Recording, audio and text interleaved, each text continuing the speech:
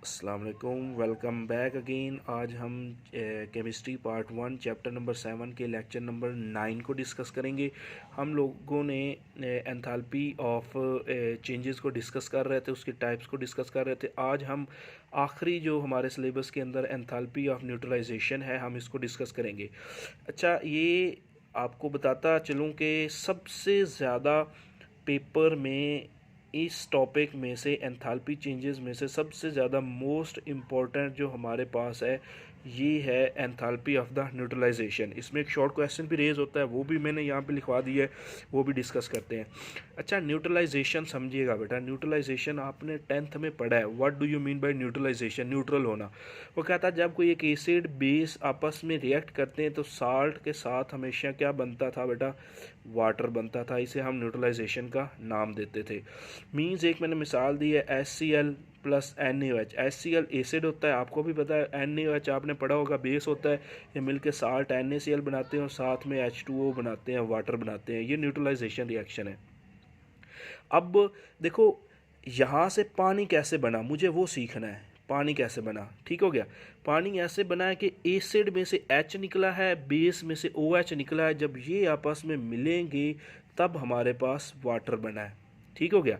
अब डेफिनेशन में बेटा यही चीज़ जो इधर मैंने रफ अमल में समझाई है, यही चीज़ बेटा यहाँ पे है।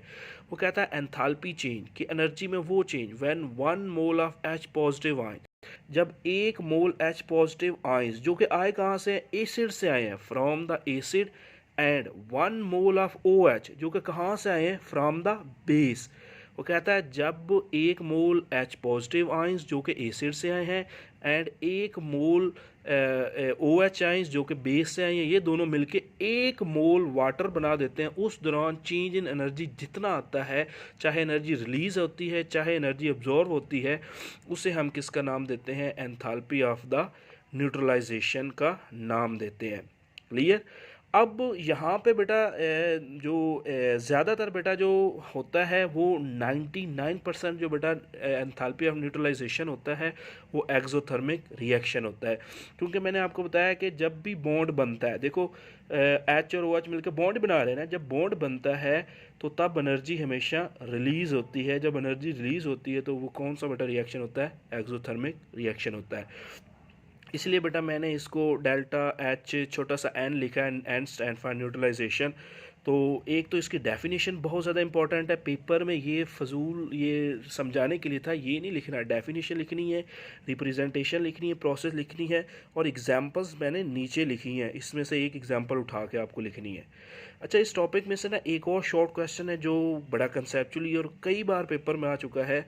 Why enthalpy of neutralisation of strong acid and strong base is always same या कांस्टेंट?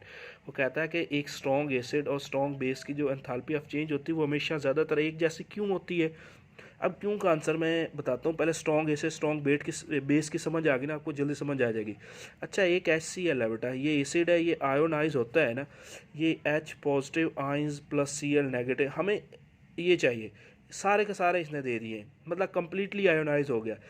अच्छा, इसको समझिएगा। मिसाल के तौर पे HCl बेटा मैं लेता हूँ ना 1000, ठीक हो गया। 1000 मालिक्यूल लेता हूँ HCl के, 1000 में से 1000 ही ये देगा हमें क्या चीज़ बेटा? H पॉजिटिव देगा। लेकिन एक ऐसा एसिड है जिसे वीक आपने पढ़ा होगा, एस्टिक एसिड। कहता है इसको जब आयोनाइज करोगे ना, ये इस तरह से आयोनाइज हो जाएगा। H तो ये भी दे रहा है, लेकिन ये 1000 में से मर के तकरीबन हमें 3 या 4 H दे रहा है। ठीक हो गया। तो हमें पता चला ये वीक एसिड है तो वो स्ट्रॉन्ग है। क्यों स्ट्रॉन्ग है? क्योंकि वो कम्प्लीटली H दे रहा है, सारे के सारे। कोई एसिड जितने ज़्यादा H देगा ना, ये हमने नेक्स्ट चैप्टर के अंदर ये फिर से पढ़ना है कि कोई एसिड या कोई चीज़ जितना H पॉजिटिव आयन ज़्यादा देगा वो उतना स्ट्रॉन्ग एसिड होगा। क्योंकि ये थोड़े दे रहा है इसलिए ये वीक एसिड होगा। तो हमें यहाँ पे बेटा डिस्कस करना है स्ट्रॉन्ग एसिड को। तो यहाँ पे चूंकि HCl बेटा आपके पास जल्दी से H देता है इसलिए वो स्ट्रॉन्ग एसिड है। इसी तरह से बेटा कोई बेस है ना, NaOH है, ये स्ट्रॉन्ग बेस है। ये सारे के सारे OH दे देता है, कुछ वीक बेसिस भी हैं। तो वो जल्दी OH नहीं देते।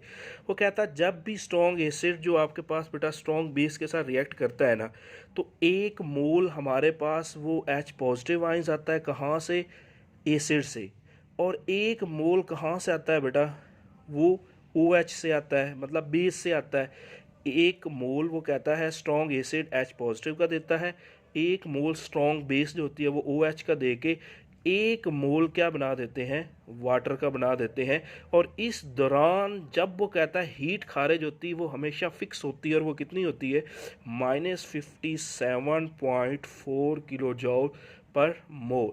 तो वो कहता है कि जितने भी स्ट्रॉन्ग एसिड होते हैं बेटा, चूंकि ये एक फिक्स वैल्यू है, चूंकि एक मोल H और OH चाहे वो HCl है, चाहे वो H2SO4 है, चाहे HNO3 है, जो भी एसिड है उसने तो, हमने तो एक मोल को स्टैंडर्ड के अंदर डिस्कस करना है ना। तो एक मोल जब देता है तो वो इतनी एनर्जी खारिज करता है। तो इसीलिए वो कहता है कि सारे स्ट्रॉन्ग एसिड्स और सारे स्ट्रॉन्ग बेसिस के न्यूट्रलाइजेशन ऑफ एंथैल्पी, या एंथैल्पी ऑफ न्यूट्रलाइजेशन जो होती है वो हमेशा क्या होती है, सेम होती है। और वो कितनी होती है बेटा, -57.4 किलो जॉल पर मोल।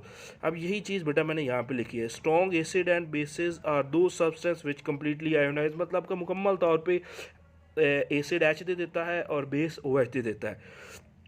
When one mole of strong acid and strong bases are ionized, they produces 1 mole of H and OH ions respectively, के वो 1 मोल एसिड H दे देगा और 1 मोल बेस OH दे देगा।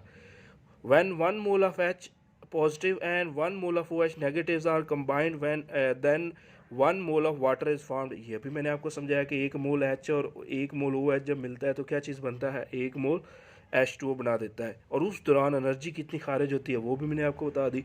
तो चूंकि बेटा ये एनर्जी फिक्स है, इसीलिए बेटा नीचे मैंने 2 एग्जांपल के साथ साबित भी किया है कि NaOH और HCl की एंथैल्पी चेंज भी उतनी है, और KOH और HCl की भी एंथैल्पी ऑफ न्यूट्रलाइजेशन दोनों की सेम है, बिकॉज दोनों स्ट्रॉन्ग एसिड्स हैं, दोनों स्ट्रॉन्ग बेसिस हैं।